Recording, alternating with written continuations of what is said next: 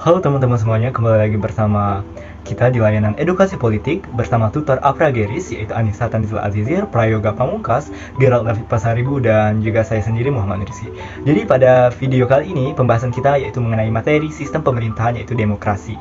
Baiklah, langsung saja tanpa memperpanjang waktu, kita langsung ke videonya. Oke, baiklah, materi yang pertama yaitu mengenai pengertian demokrasi, di mana itu ada terdiri dari secara epistemologis atau bahasa, dan yang selanjutnya itu secara terminologi. Oke, baiklah, materi yang pertama yaitu mengenai pengertian demokrasi, di mana itu ada terdiri dari secara epistemologis atau bahasa, dan yang selanjutnya itu secara terminologis atau istilah, dan juga secara berdasarkan hidup bermasyarakat. Secara bahasa, demokrasi berasal dari bahasa Yunani yang terdiri dari dua kata, yaitu demos dan kratos. Yang dimana demos berarti rakyat dan kratos yaitu berarti kedaulatan atau kekuasaan.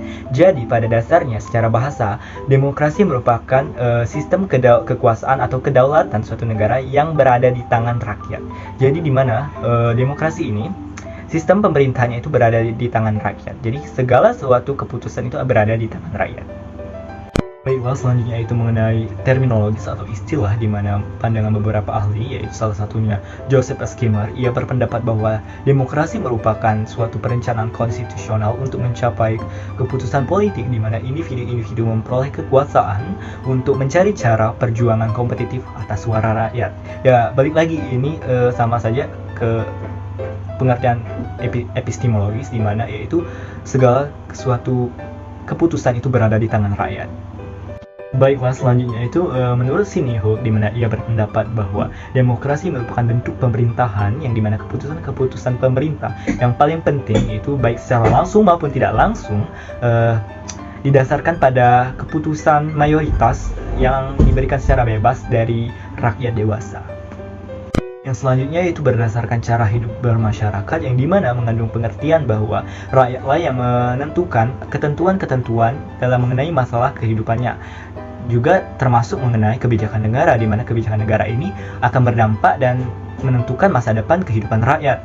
Nah, jadi bagi negara yang menganut sistem demokrasi adalah negara yang menyelenggarakan keputusan berdasarkan kemauan rakyat dan keputusan rakyat. Jadi di mana segala sesuatu itu berdasarkan atas kesepakatan kemauan rakyat itu sendiri. Nah, itu dia penjelasan mengenai pengertian demokrasi, dan selanjutnya yaitu kita akan lanjut ke dalam pembahasan berikutnya, yaitu konsep demokrasi yang akan dijelaskan oleh tutor Gerald. Baiklah, saya akan serahkan kepada tutor Gerald, kami persilahkan. Hai, perkenalkan, saya tutor Gerald Pasaribu, dan pada kesempatan kali ini saya akan melakukan penjelasan mengenai konsep-konsep dari demokrasi. Jadi untuk pembahasan pertama tentang konsep demokrasi, saya akan membahas konsep demokrasi menurut Abraham Lincoln. Beliau mengungkapkan bahwa konsep demokrasi sendiri ada 3. Yang pertama, ada pemerintahan dari rakyat atau government of the people, mengandung pengertian yang merujuk kepada pemerintahan yang diakui, yaitu pemerintahan yang mendapat pengakuan dan dukungan dari rakyat. Hal ini penting bagi suatu pemerintahan agar dapat menjalankan roda birokrasi serta program-program yang ingin mereka jalankan. Dan yang kedua, ada pemerintahan oleh rakyat atau government by the people. Berarti suatu pemerintahan menjalankan kekuasaan atas nama rakyat, bukan atas dorongan sendiri. Dan pengawasan yang dilakukan oleh rakyat atau social control dapat dilakukan secara langsung oleh rakyat maupun tidak langsung, ataupun melalui DPR. Dan yang ketiga, ada pemerintahan untuk rakyat atau government for the people, mengandung pengertian bahwa kekuasaan yang diberikan oleh rakyat kepada pemerintah dijalankan untuk kepentingan rakyat. Dan pemerintah diharuskan menjamin adanya kebebasan seluas-luasnya kepada rakyat dalam menyampaikan aspirasinya, baik melalui media pers maupun secara langsung. Untuk pembahasan selanjutnya, saya akan membahas kriteria konsep demokrasi menurut Robert Dahl. Dari kriteria konsep demokrasi yang dikemukakan oleh Robert Dahl, beliau membagi menjadi 4 kriteria. Yang pertama, yaitu partisipasi masyarakat yang efektif, yang kedua, kesamaan hak suara, yang ketiga, tingkat kecerdasan pemilih, dan yang terakhir, inklusi sosial. Dari kriteria tersebut, memungkinkan terciptanya kestabilan institusi demokrasi yang ditandai oleh pemerintahan yang legitimasi, yaitu pemilu yang bebas, adil dan berkala, terjaminnya kebebasan berekspresi dan berpendapat, adanya akses informasi alternatif bagi warga, lalu menguatnya otonom untuk berkumpul dan berorganisasi, serta kewarganegaraan yang inklusif. Untuk pembahasan selanjutnya, saya akan membahas tentang konsep demokrasi Pancasila. Demokrasi Pancasila sendiri merupakan konsep demokrasi yang dianut oleh negara Indonesia, yang dimana pada konsep ini mengutamakan musyawarah mufakat tanpa oposisi. Dan konsep demokrasi ini sendiri memiliki beberapa prinsip dalam menjalaninya, yaitu prinsip pertama, pengambilan keputusan secara musyawarah, kedua, kedaulatan berada di tangan rakyat sesuai dengan pasal 1 ayat 2 Undang-Undang 1945, yang ketiga, peradilan yang merdeka, berarti badan peradilan atau kehakiman merupakan badan yang merdeka atau terlepas dari pengaruh kekuasaan pemerintah dan kekuasaan lainnya seperti presiden, BPK, dan DPR. Yang keempat, adanya keseimbangan antara hak dan kewajiban. Yang kelima, adanya pelaksanaan pemilihan umum. Dan yang terakhir, adanya pemerintahan yang berdasarkan hukum. Yang mana dalam penjelasan Undang-Undang Dasar 1945 dikatakan bahwa yang pertama, Indonesia ialah negara yang berdasarkan hukum dan tidak berdasarkan kekuasaan belaka. Yang kedua, pemerintahan berdasar atas sistem konstitusi dan tidak berdasarkan sifat absolutisme. Dan yang terakhir, yang ketiga, kekuasaan yang tertinggi berada di tangan rakyat. Jadi, sekian penjelasan konsep demokrasi dari saya. Setelah ini akan ada penjelasan selanjutnya dari tutor kita, yaitu Saudara Prayoga, yang akan mengajak teman-teman untuk memahami lebih dalam sejarah tentang demokrasi. Jadi, saya Galewi Pasaribu mengucapkan terima kasih. Hai teman-teman, perkenalkan saya Prayoga Pamungkas. Di sini saya akan menjelaskan sejarah awal mula demokrasi terbentuk dan sejarah singkat demokrasi di Indonesia. Nah, teman-teman di sini sudah pada tahu nggak nih bagaimana demokrasi itu awalnya bisa terbentuk? Demokrasi sendiri awalnya terbentuk melalui beberapa zaman. Zaman yang pertama itu adalah zaman kuno, di mana menurut sejarah sendiri, sistem demokrasi ini sudah mulai dipraktikkan sejak zaman Yunani kuno. Lalu ribuan tahun kemudian, tepatnya pada abad ke-6 sebelum Masehi, bentuk pemerintahan yang relatif demokratis diperkenalkan di negara-negara bagian Athena oleh Clisthenes pada tahun 508 sebelum Masehi. Nah, kondisi ini membuat Clisthenes dikenal dengan panggilan Bapak Demokrasi Athena. Saat itu, Athena menganut demokrasi langsung dan memiliki dua ciri utama, yaitu pemilihan warga secara acak untuk mengisi jabatan administratif dan yudisial di pemerintahan, dan majelis legislatif yang terdiri dari semua warga Athena. Nah, seluruh warga Athena sendiri memiliki hak dapat berbicara dan memberi suara di majelis Athena. Meski dibuat oleh majelis, demokrasi di Athena berjalan dengan kontrol langsung dari rakyat. Rakyat menyuarakan pendapatnya lewat majelis atau pengadilan untuk membantu kendali politik di Athena. Nah, setelah zaman kuno, demokrasi masuk ke abad pertengahan.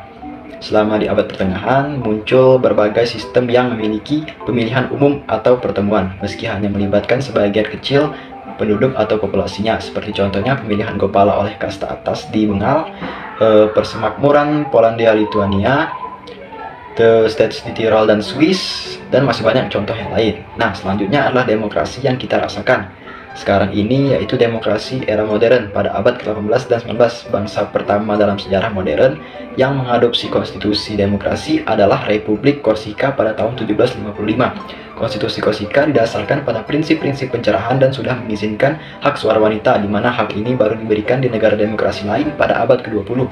Dan seiring berkembangnya zaman, tepatnya di tahun 1960, banyak negara yang menggunakan sistem demokrasi. Meski sebagian besar penduduk dunia tinggal di negara yang melaksanakan pemilihan umum terkontrol dan bentuk-bentuk pembohongan lainnya, terutama di negara komunis dan bekas koloninya. Menurut Freedom House, pada tahun 2007 terdapat 123 negara demokrasi elektoral di dunia ini. Nah, baiklah, tadi sejarah singkat mengenai awal mula munculnya demokrasi. Selanjutnya adalah sejarah demokrasi di Indonesia yang dimulai dengan sistem demokrasi di era parlementer. Tahun 1945 sampai 1949 merupakan awal dari praktik demokrasi parlementer.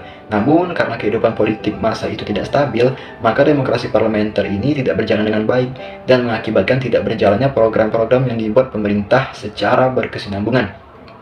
Demokrasi ini akhirnya berakhir secara yuridis pada tanggal 5 Juli 1959 bersamaan dengan pemberlakuan kembali UUD 45. Setelah demokrasi parlementer, demokrasi di Indonesia berubah menjadi demokrasi yang lebih baik, yaitu demokrasi terpimpin.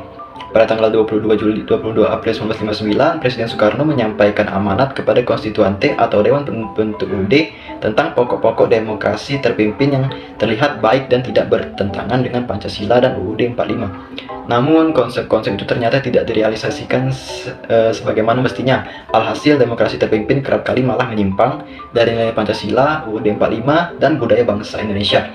Era selanjutnya adalah era demokrasi Orde Baru. Di dalam praktiknya, demokrasi Pancasila pada masa Orde Baru ini sering sekali menyimpang dari prinsip demokrasi Pancasila itu sendiri dan menimbulkan beberapa pelanggaran dan menyebabkan timbulnya sistem demokrasi yang keempat dan yang kita gunakan dan rasakan sekarang, yaitu era demokrasi Pancasila atau era reformasi. Perbedaan demokrasi Pancasila pada era reformasi dan era Orde Baru terletak pada tata cara aturan pelaksanaannya. Mayoritas perubahan terletak pada perbaikan kebijakan-kebijakan yang kurang sejalan dengan konsep demokrasi itu sendiri. Baiklah, sekian penjelasan tentang sejarah demokrasi dari saya. Materi terakhir video dari Apragaris kali ini akan disampaikan langsung oleh Anissa. Halo teman-teman Apragaris, jadi pada kesempatan kali ini tutor Anissa akan menjelaskan mengenai macam-macam demokrasi. Yang pertama, kita memiliki macam-macam demokrasi berdasarkan ideologinya, yang mana itu terbagi menjadi dua, yaitu demokrasi konstitusional dan demokrasi rakyat. Demokrasi konstitusional memiliki dasar, yaitu kebebasan individu, di mana ciri khas dari demokrasi ini ialah kekuasaan pemerintahannya yang terbatas dan tidak sewenang-wenang terhadap warganya. Yang kedua, kita memiliki demokrasi rakyat. Demokrasi rakyat ini memiliki cita-cita untuk membangun kehidupan bernegara tanpa kelas sosial. Dan juga, demokrasi ini bisa dibilang bentuk khusus dari demokrasi yang memenuhi fungsi detraktor proletar. Oke, selanjutnya kita akan membahas demokrasi berdasarkan cara penyaluran kehendak rakyat.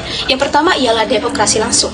Dalam demokrasi langsung ini, rakyat mengemukakan kehendaknya secara langsung dalam rapat yang dihadiri oleh seluruh rakyat.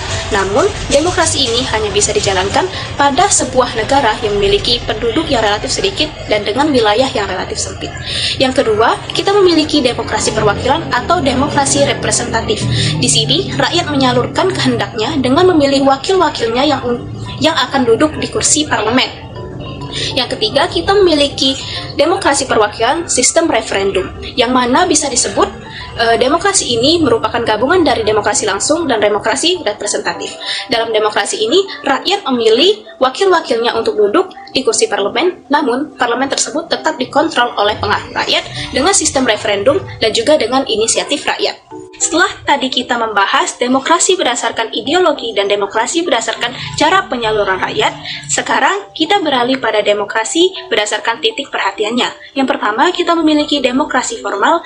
Demokrasi formal ini menjunjung tinggi persamaan dalam bidang politik, namun tidak disertai upaya untuk mengurangi kesenjangan dalam bidang ekonomi. Dalam demokrasi ini, semua orang mempunyai derajat dan hak yang sama.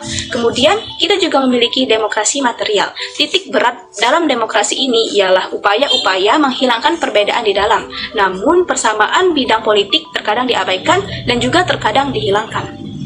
Yang ketiga, kita memiliki demokrasi gabungan. Demokrasi gabungan ini merupakan gabungan dari kebaikan demokrasi formal dan demokrasi material, dan juga membuang buruk dari demokrasi formal dan juga demokrasi material. Setiap derajat dan hak manusia dalam demokrasi ini diakui, namun juga setiap pergerakan masyarakat dan aktivitas masyarakat sedikit dibatasi untuk menghasilkan kesejahteraan bersama. Wah, nggak kerasa nih ya kalau kita udah membahas secara detail banget nih mengenai sistem pemerintahan demokrasi.